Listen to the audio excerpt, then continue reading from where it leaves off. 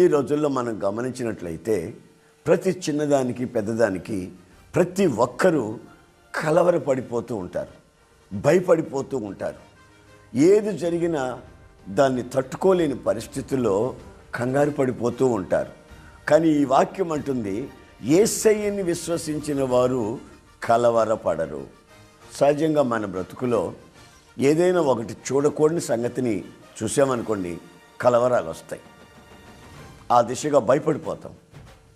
మరికొన్నిసార్లు వినరాని విషయాన్ని, వినకూడని విషయాన్ని విన్నామనుకోండి, అప్పుడు కూడా మన జీవితంలో కలవరపడి విరక్తి కలుగుతాయి. మరికొన్నిసార్లు కొంతమంది మన మీద విసిరే సవాళ్ళు మనం తట్టుకోలేక మనం కలవరపడిపోతూ ఉంటాం. అయితే వాక్యం అంటుంది, ఆయన మీద నీవు విశ్వాసం కలిగి ఉన్నట్లయితే నీవు కలవరపడవు అని.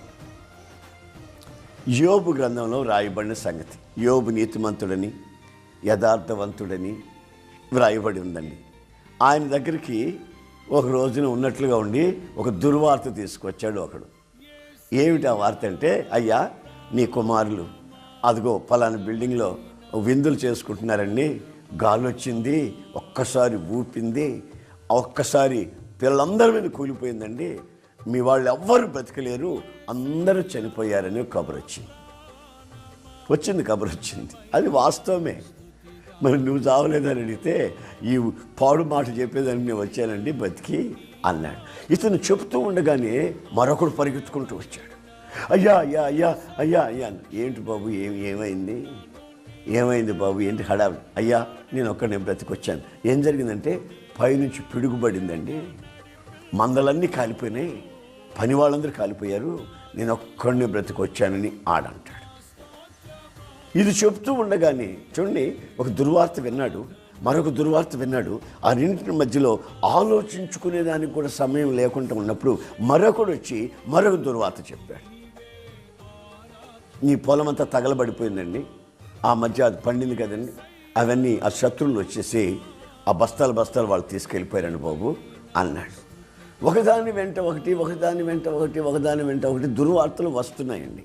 అయితే ఇతను ఏం చేశాడంటే, ఈ దుర్వార్తలన్నీ ఒక్కసారి విన్న తర్వాత ఏ కలవరానికి చోటు ఇవ్వకుండా, దూషణకి చోటు ఇవ్వకుండా, సణుక్కోకుండా, గొణుక్కోకుండా ఒక్కసారి సాష్టాంగ నమస్కారం చేశాడు కిందపడి. చేసి ఏమంటున్నాడో తెలిసినా, నా దేవా, నా ప్రభువా, నువ్వెంతైనా నమ్మదగిన వాడివి.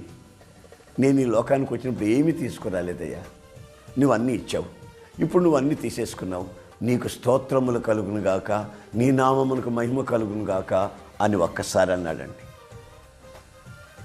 ఆయన దగ్గరే ఉన్నటువంటి భార్య అంటది, ఇంత జరిగిన తర్వాత కూడా ఇంకా ఏమిటయ్యా దేవుడిని స్తుతిస్తావు, ఇంకా దేవుడు అంటావేంటయ్యా, దూషణ మాటలు చెప్పి చావకపోయావా, మనమంతా చస్తాం, అనవసరం ఈ భక్తి, అనవసరం, మనం చేసిన భక్తి అంతా ఏమైంది, ఒక్కసారి మన పిల్లలందరూ చచ్చిపోవడం ఏంటి అని ఆయన భార్య అనిందండి.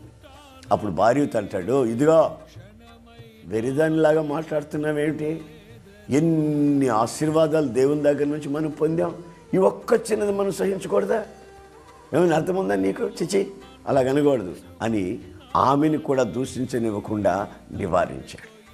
ఆ తర్వాత జరిగింది ఏమిటంటే, అతను కోల్పోయిన దానికంటే కూడా రెండింతల ఆశీర్వాదాన్ని పొందినట్లు ఆయన జీవిత ముగింపు చరిత్ర బైబిల్లో చెబుతుంది.